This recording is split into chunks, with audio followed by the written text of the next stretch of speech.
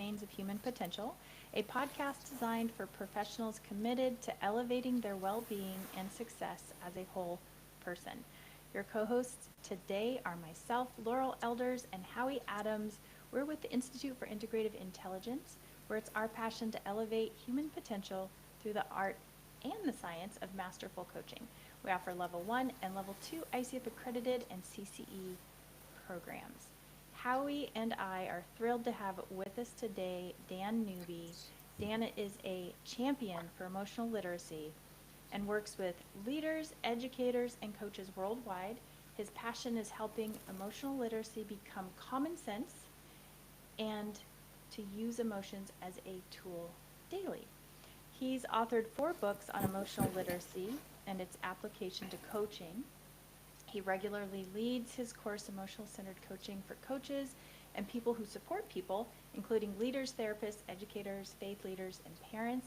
He's worked with leaders in the U.S., Germany, Italy, El Salvador, Mexico, Slovakia, UK, Singapore, and Canada, across the globe.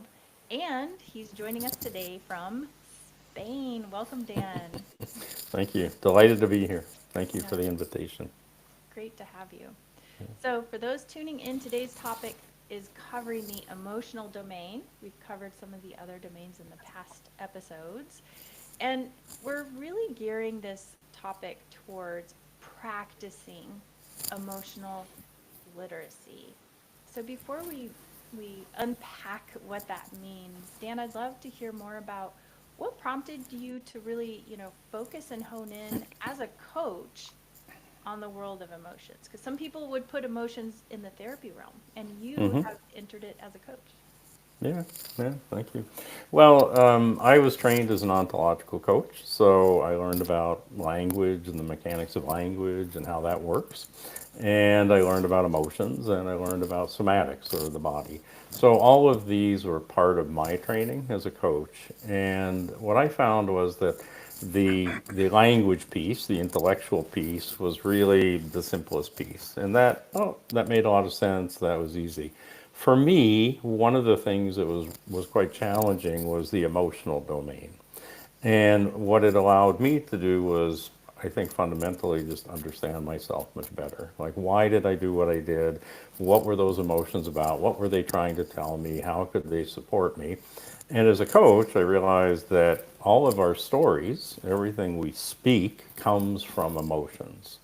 And so I began to see them as more and more fundamental in coaching. And because most people that I coach and you coach don't know very much about emotions. So they probably know they have emotions and they're aware of emotions and they know about emotional intelligence.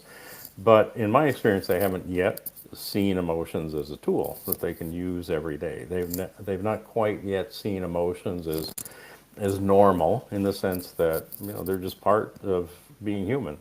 And so I think that it working with emotions opens up a lot of possibilities for coachees, because one of our beliefs that most of us grew up with was that the solution to our problems is intellectual, that there's some answer. And if we can just figure out the answer, then everything is going to be okay. But what I find is that a lot of the challenges we face and my coachees face have to do with their emotions. They're stuck in an emotion, or they don't have access to an emotion, or they're ignoring their emotions.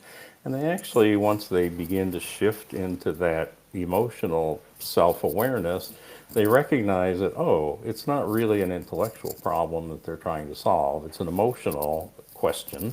And once they do that, then they're able to see new possibilities, which is what we do in coaching. Mhm. Yeah, fascinating. And can you just give a short definition of ontological coaching for those that aren't familiar with it?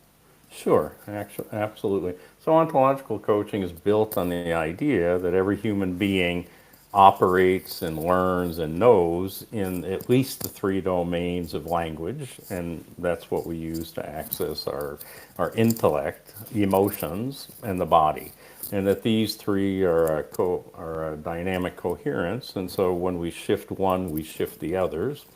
And so we can work as coaches. We can come in through the body. We can talk about what's happening in somebody's body and their predisposition or their movements or lack of movements.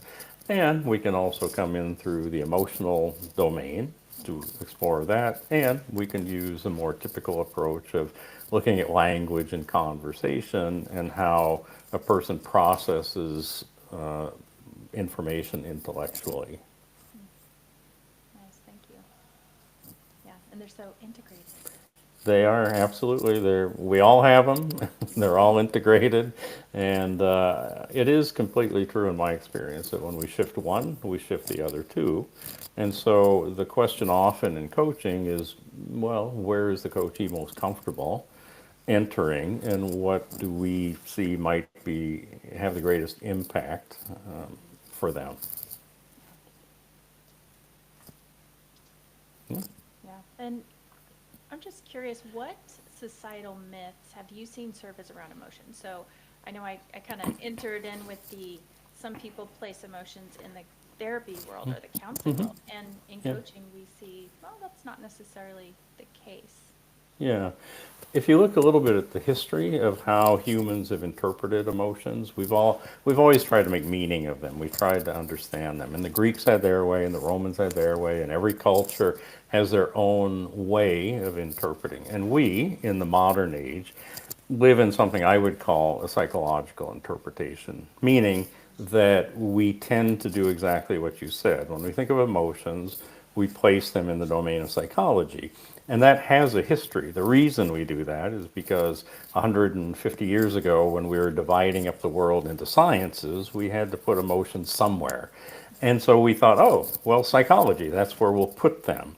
And although I think that has served a lot and it's very helpful and it's led to therapy and counseling and lots of other methodologies that are extremely helpful, what it doesn't do is it doesn't place emotions as a life skill. It doesn't help us see emotions in a practical way.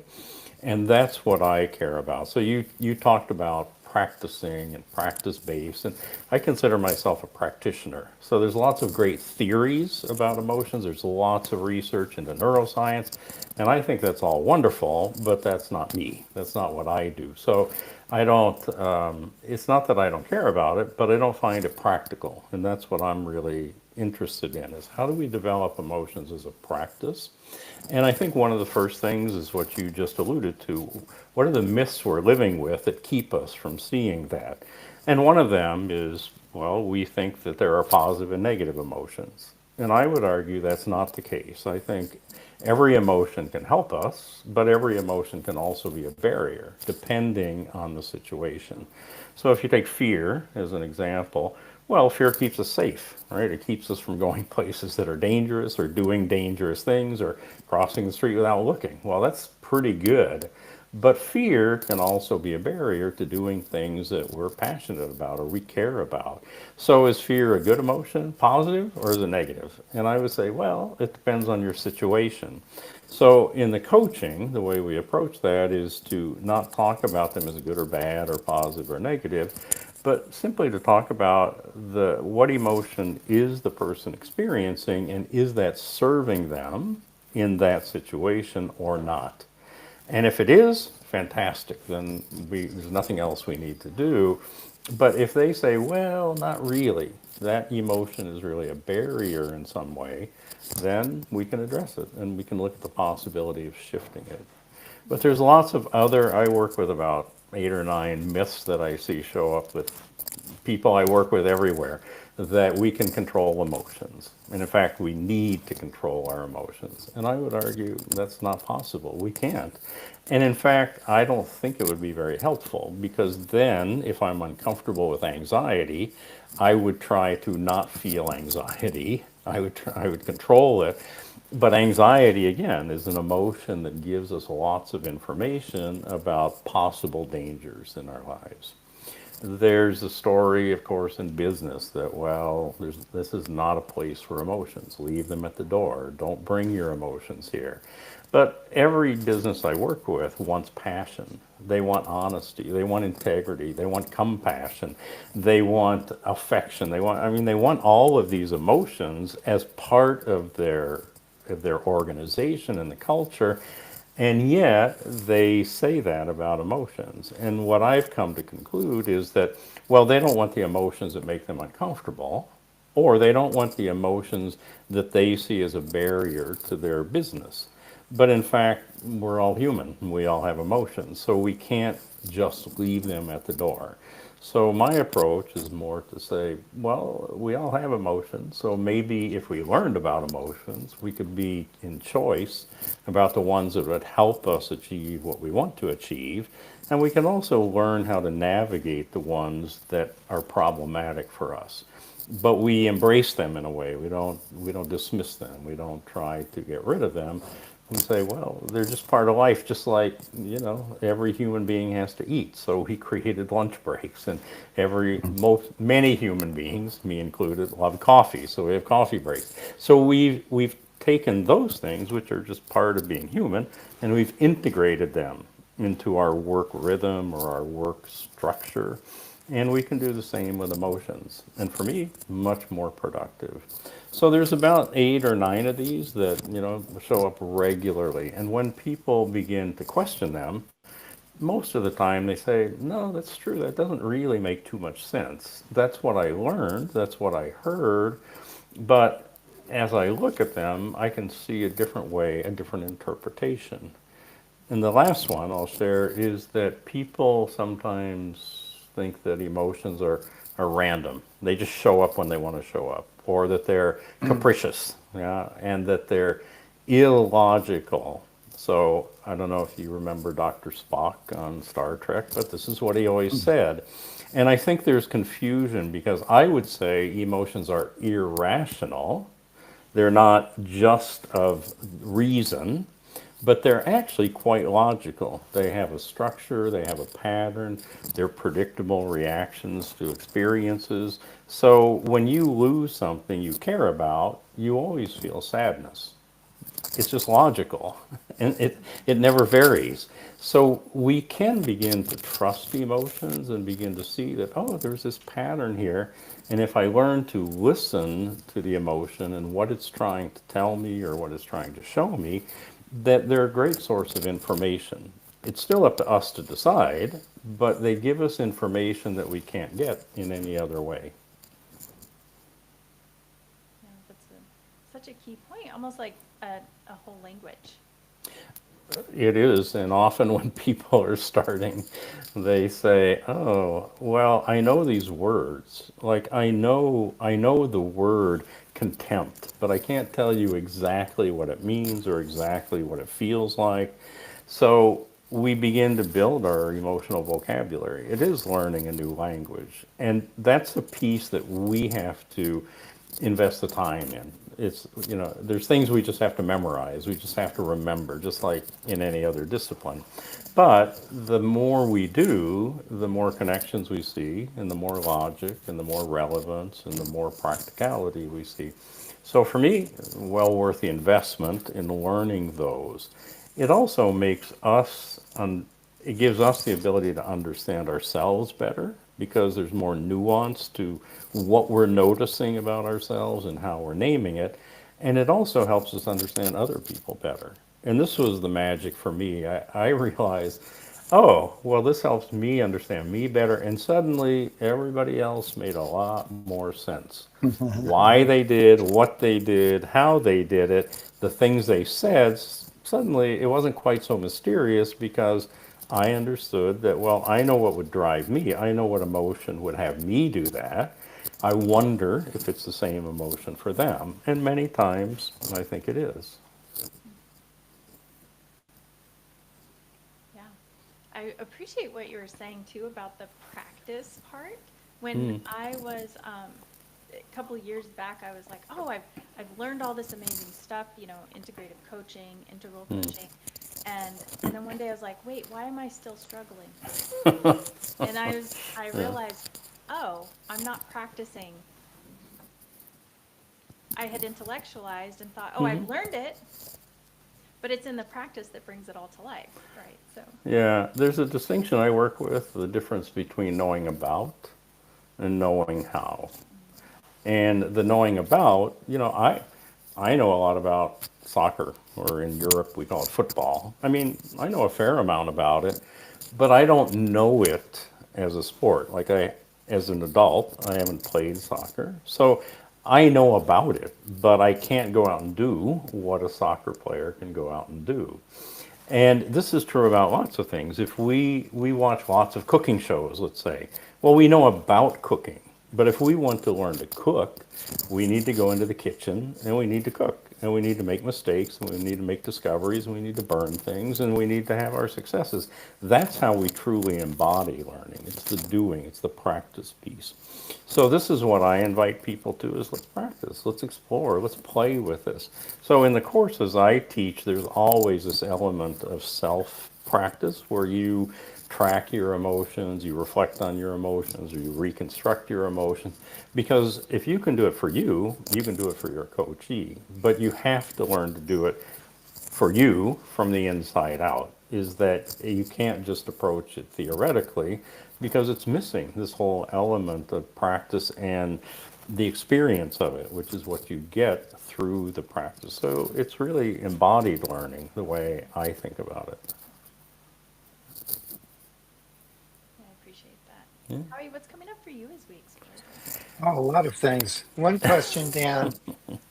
Um, Dan, you use the word emotional literacy, and we hear so much about emotional intelligence. How did you come to use that language rather than emotional intelligence, for example?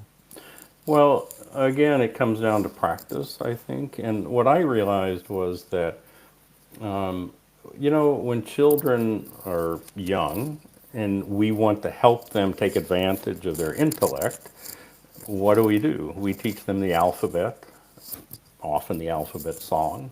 We help them learn to read and write. And through that, two things happen, in my view.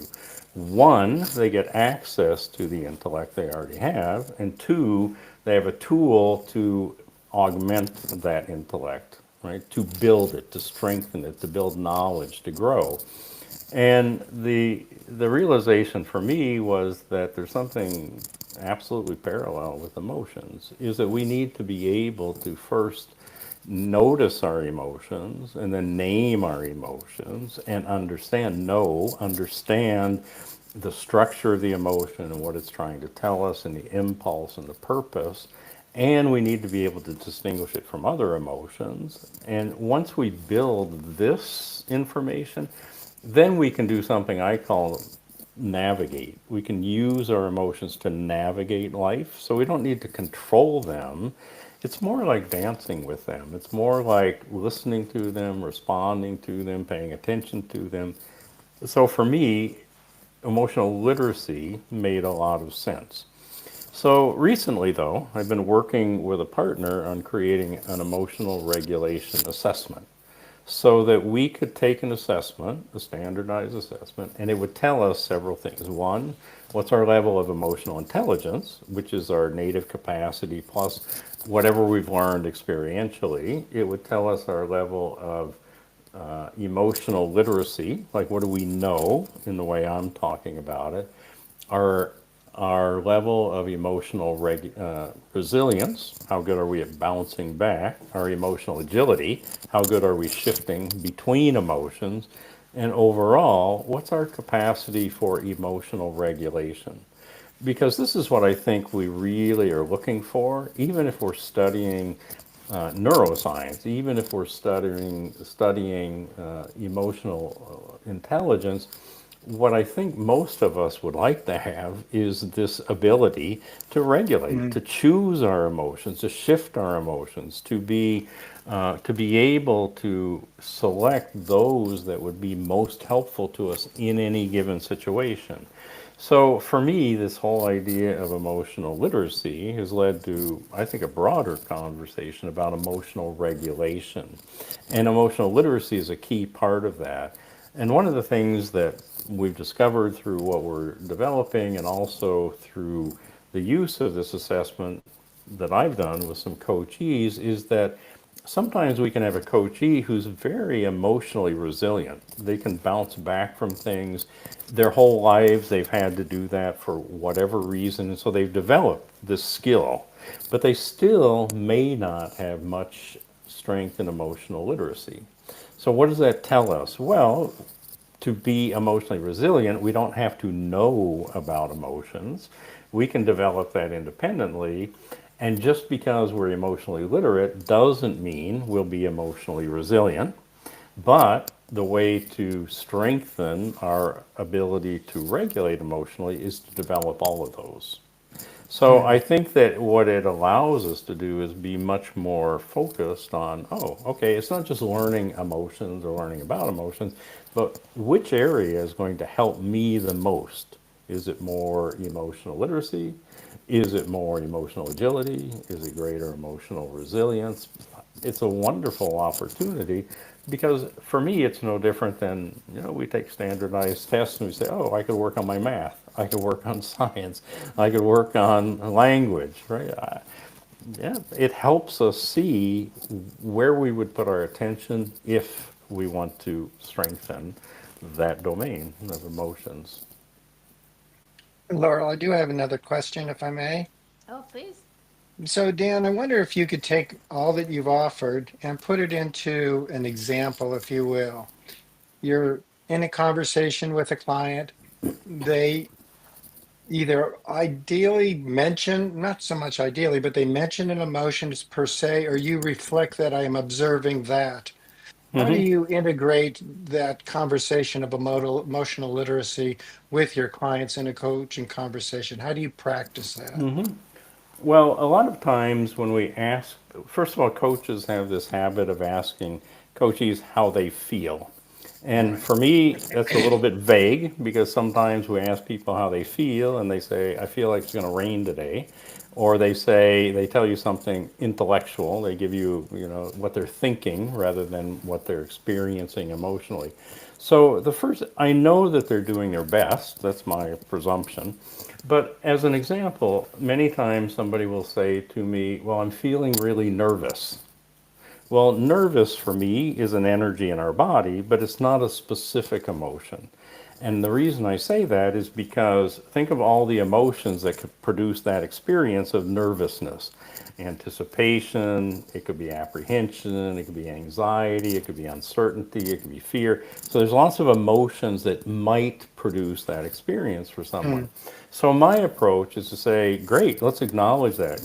You're feeling nervous. And I can ask them, like, where and what does that feel like? But the real question that I want the answer to is, can they tell me what emotion is producing that experience for them? Now, many times people will say anxiety, and the reason they'll say anxiety is because it's very common, because that's a word they know. And they don't think about other things like dread or apprehension. So if somebody says an emotion like that, let's say they say anxiety, the question I ask them then is, how do you know it's anxiety? And they'll often say, well, it feels like anxiety. Ah, okay. So tell me what you're thinking. What are the thoughts going through your head? What do you believe? What's your story? What's your narrative? Because I want to hear a very Mm. specific narrative that for me reflects anxiety. And for me, what that story is that I feel like there might be some danger, but I don't know what the source of it might be. It's kind of like when you walk through a parking lot, right? You stay vigilant for the possibility that a car might back out and not see you. So that, for me, is a good example of anxiety, and it keeps us safe. Because what I find is that as we explore these, and if a coachee can't name another emotion, then I might invite them to consider. I might say, well, okay, so how would this experience you're having be different from, let's say, excitement or Mm. anticipation? Ah, well, because I don't think anything good's going to happen. Ah, okay, great. So now we're narrowing it down. And then I might ask them, can they identify some danger that maybe they're experiencing, or what's their energy level? So again, lots of investigation and curiosity. But in the end, what I'm hoping to get to is one, maybe two core emotions that they're experiencing. Because you know those maps you see if you're in a city you don't know, the downtown area, and you walk up and there's a red dot and it says, "You are here." That's what I want emotionally. I want them to be able to identify where they are. They may not want to be there. They may not like being there, just like you might not like being where that red dot is. But to go anywhere, you need to know where you're starting. And I think emotionally too. So I invite them to take a look. So could we identify specifically what emotion this is, and then to the conversation about is it serving you or not? Here's a fascinating thing I've discovered is that with a person like that, they might say, I don't know what emotion it is. And if I begin to name emotions that I think it might be, when I name the one that it is for them, they will know it. So if I say, well, is it anticipation? No, it's not. Is it fear? No, it's not really fear. Is it dread? No, it's not dread. Is it apprehension? Oh, yeah. Well, tell me more about apprehension. And so what's fascinating is that emotionally, I think we have wisdom, but what we lack is the language. We don't know how to call up the articulation of it. We don't know how to name it from scratch, let's say, but we do recognize it when we hear it or when we read it. So you could likewise give your coachee a list of emotions or emotion cards or something where they can begin to explore. Because when they land on the emotion they're experiencing, they know. And I don't know how they know. It's quite mysterious to me, but it always works. And so I invite them to just consider and look and not get too worried that they're going to not get it or get it wrong, because my experience tells me that they will. They'll recognize it when they see it. And then that gives us a lovely beginning point, and then we can explore further, and then we can move to the conversation about is it serving them or not? Would they like to shift the emotion? But I think one of the really important pieces for coaches and to support our coachees is to set aside judgment and to set aside that question of good or bad or right or wrong or should I or shouldn't I feel this emotion. If you feel an emotion, you feel an emotion, period. It's not that you should or you shouldn't, you do. And so we need to be able to acknowledge that, because many people, I shouldn't feel fear. Well, I'm a big, strong guy. I shouldn't feel fear. Well, but if you feel fear, you feel fear. If you feel uncertainty, you feel uncertainty. If you feel jealousy, you feel jealousy. Unless you can acknowledge that, you can never get to the starting point. Oh, Howie, you're on mute. Still on mute. There we go. Thank you. So I'm curious, how do you then integrate that? You spoke earlier about the coherence of language and the body and emotions. What would be an example of how you begin to integrate their literacy, their somatic awareness with their emotional awarenesses? Well, if you think about these three pieces I talked about in ontological coaching, that we have our story, we have our language, we have the emotion, we have the body. I see the body as the container for the emotion. And the reason I say that is because if you see somebody slumped over, if you see somebody looking at the ground, if you see somebody who has a very, what would we say, expressionless face, you say, oh my gosh, look, that person's disappointed or in resignation or they're sad. So that body speaks something. And in fact, that body is supporting the emotion. And the other part of the equation is what are they thinking? Because if they're thinking, oh my gosh, my girlfriend just left me and wow. So, okay, maybe that's sadness. They lost something or someone they care about. But if their story is nothing I do will make any difference, so I'm not even going to try, I would say, oh, well, that's the story of resignation. I just give up. Now, the body may look quite similar, but the story will separate and tell us which one of those it is. And likewise, the other way. If when we want to shift to a different emotion, we need to first of all, or as a primary piece, we need to think about, well, what's the narrative? What's the story I'm going to tell myself? If it's optimism, those of us who connect with optimism, what do we always say? We say, "Oh yeah, but every cloud has a silver lining." Well, that's optimism, yeah. And you know what? Well, tomorrow's another day. Well, maybe that's hope, right? Because things can be better in the future. But we also need the body. We have to shift the body because if we're in the body of resignation, we can't feel optimism in the body of resignation. So we need to invite them to show us.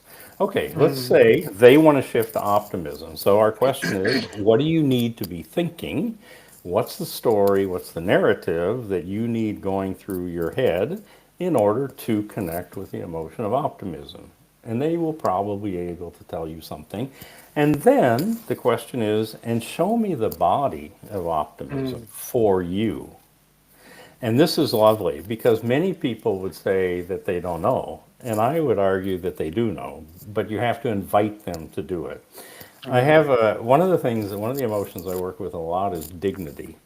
And dignity mm, means worthwhile, that I believe as a human being I have worth, inherent, immutable worth, is that nobody can take it away from me. I am worthy as a human being. That's my belief. And when I see people sitting, going, well, yeah, and they're telling me about what's going on in their lives, the moment I say, well, so tell me about dignity, it's fascinating because they always do this. They always sit up mm, and then they start telling me about dignity from the body of dignity. It's mm, fascinating. And so people know much more than they think they do. I think our job as coaches is to invite them to explore and to find for them. Because exactly the way I hold my body in an emotion is probably not exactly the way you're going to. The thing I'm thinking that helps me connect with an emotion is probably not going to be exactly the same for you. But if you can tell me, then it's clear to you. Then you know exactly what you need to do to engender or embody this other emotion. And then it's simply practice, just like in all coaching. When, how much, how often, what support do you need, how will you remind yourself, what's your commitment to practice this shift between emotions. And so that piece is exactly like every other coaching. We're just inviting them to find the way that's simple for them to make the shift and to sustain the shift and make it habitual. beautiful. I love that. I mean, I felt the excitement as you were integrating emotions with the story and the body and everything. I could feel that in myself. So thanks, Yeah, Dan. I appreciate yeah, that. yeah, lovely. And you can do it the other way too. Let's say you're happy, and then, I don't know, you get news about something that's not so good. Well, you do the same thing. You shift your body in the other direction. Mm, Your brain, your story is now filled with, oh, conversations about concern or uncertainty or something else. So you mm, went from, a lovely sunny day where you were, full of energy to, now you're sitting back and, oh, wow. So we do this, I think, quite organically. We all know how to do this. We do it all the time.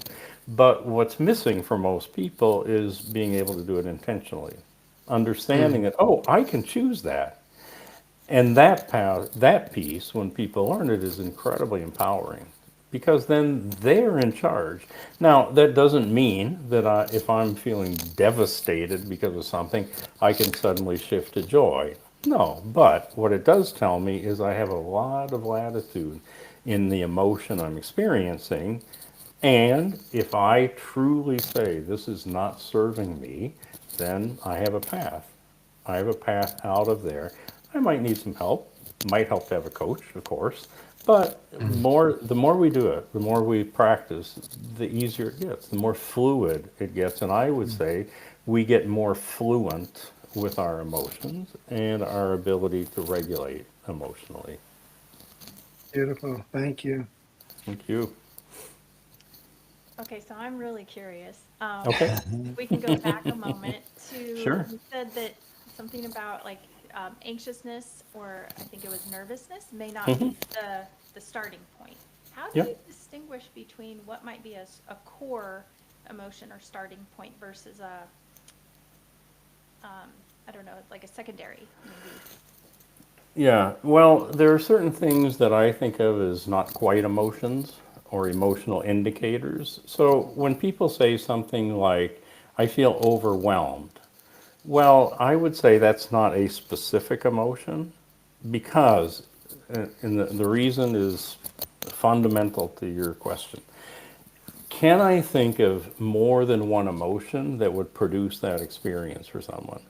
Mm, And if I can, then what do I see? Well, we're not at the root, we're not at the core, we're not down to an individual emotion.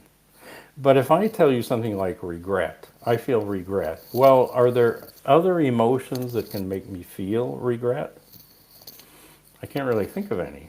But I can think of many for overwhelm. I can think of I could be overwhelmed mm, with urgency, I could be overwhelmed with joy, I could be overwhelmed with obligation, I could be overwhelmed with fear, terror. So there's lots of emotions that can produce the experience that someone might call overwhelm. But the same with stressed, the same with lost. If you have a coach who says, well, I'm lost. Well, what emotion is lost? And I would say, well, it might be uncertainty, it might be ambivalence, it might be confusion.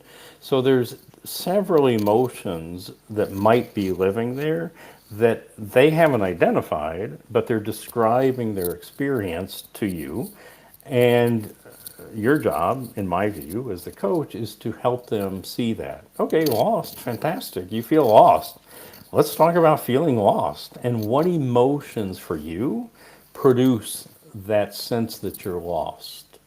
And often, when they can name the emotion, it's hugely relieving to them. If they can say, well, I'm ambivalent. Okay, let's talk about ambivalence. What's ambivalence? Well, it means I could go either way.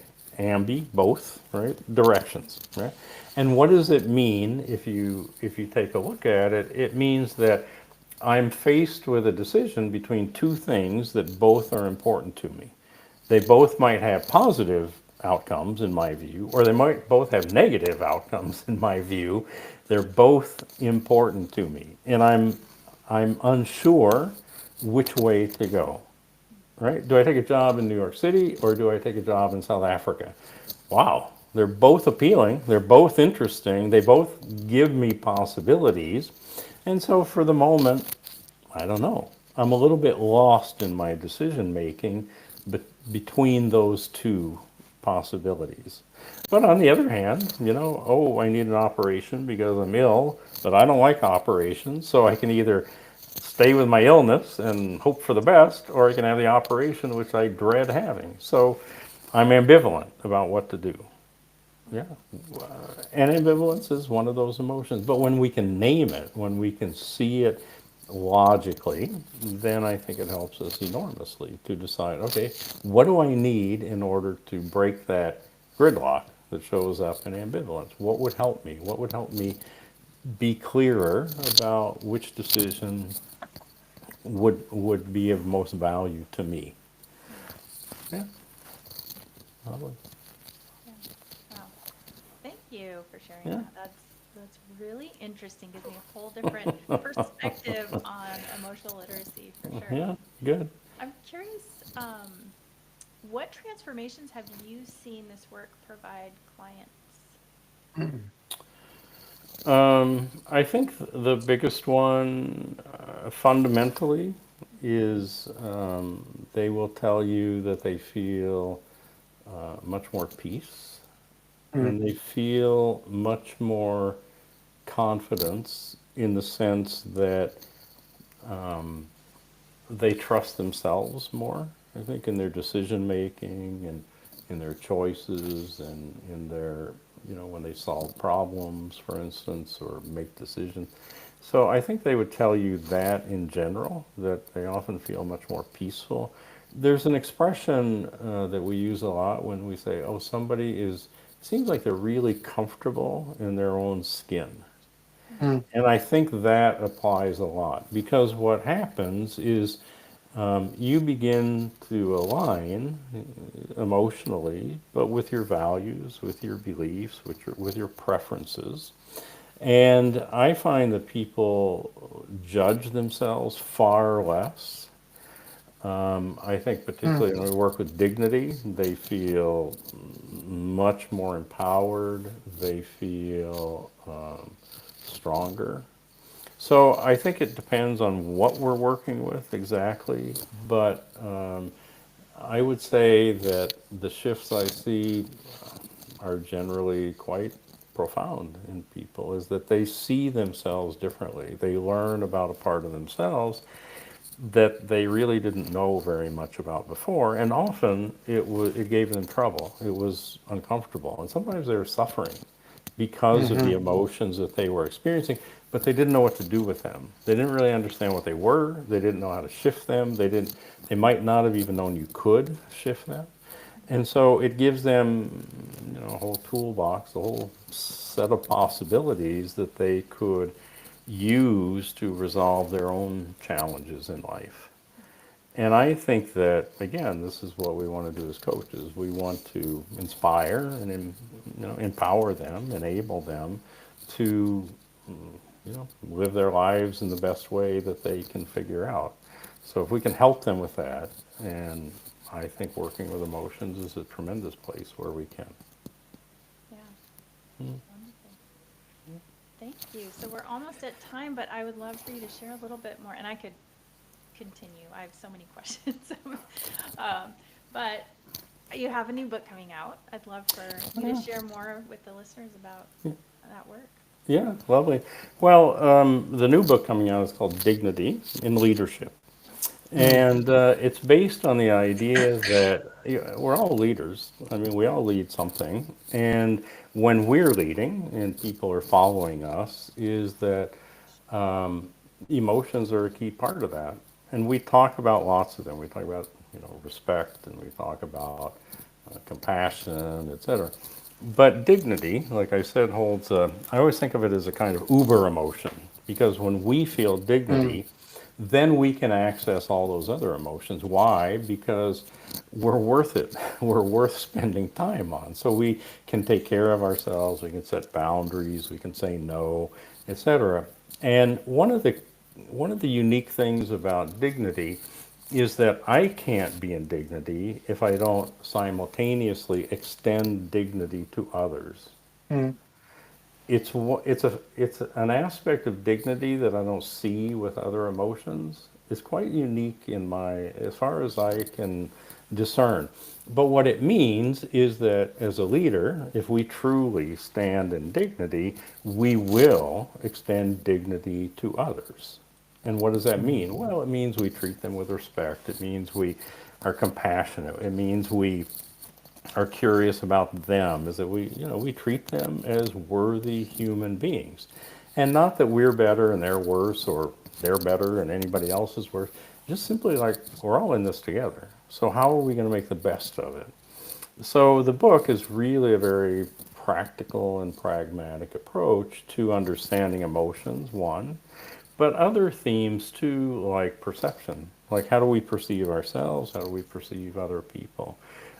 The topic of trust, which is huge for leaders, huge in organizations. Imposter syndrome, where we believe we're not worthy.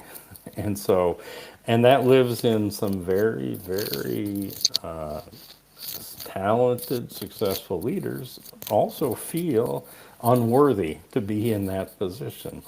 And so all of these things add up to, it's a kind of guide to not, I mean, I'm sure top CEOs could read it and get something from it. But my co-author and I approach it more from the perspective of there are billions of leaders in this world who are not. They're managers, they're frontline managers. They have small teams, small organizations. Sometimes they're just parents running a family, but they're still leaders.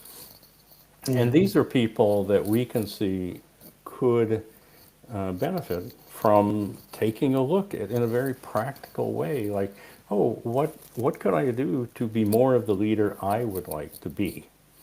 And what we did was we approached leaders we know and that we found to write a story for the beginning of each chapter. So about how what they learned from that chapter helped them as a leader. And these people are all over the world in all sorts of professions and lead at all different levels. And their stories are wonderful because they're truly the stories of leaders and how, for instance, they've had to come to terms with imposter syndrome. They've had to develop dignity because they didn't have it before, even though they were a leader. And there's, at the end of each section, there are reflective questions for you to ask yourself and to think about or journal about, but also there are practices. So for that, like trust, what could you do to strengthen trust as a feature of your leadership, whether it's people trusting you or you trusting others or creating trust in the organization. So the idea is it's really a very practical, I think, quite easy to read book about, okay, how can I become more of the leader that I want to be? And Beautiful. how does dignity figure into that? Yeah, wonderful. Beautiful. Thank Thank you you. so much, Dan. Howie, thank you. This has been such a pleasure. Definitely expanded my concept of emotional literacy. So I appreciate Wonderful. that. For those tuning in, we're going to put links to Dan's work in the notes. So if you'd like to connect with him, you can do so through those links and learn more about the work, the amazing work that he's doing in the world. And we hope that today's discussion has been a true lantern for your evolution as a business professional, coach, or leader. You can learn more about our ICF accredited coach training and leaders coach program by visiting us at integrativeintelligence.global. Until next time, thanks everyone. Thank you both for the invitation. It was delightful. Thanks, Dan. Great to be with you. You too.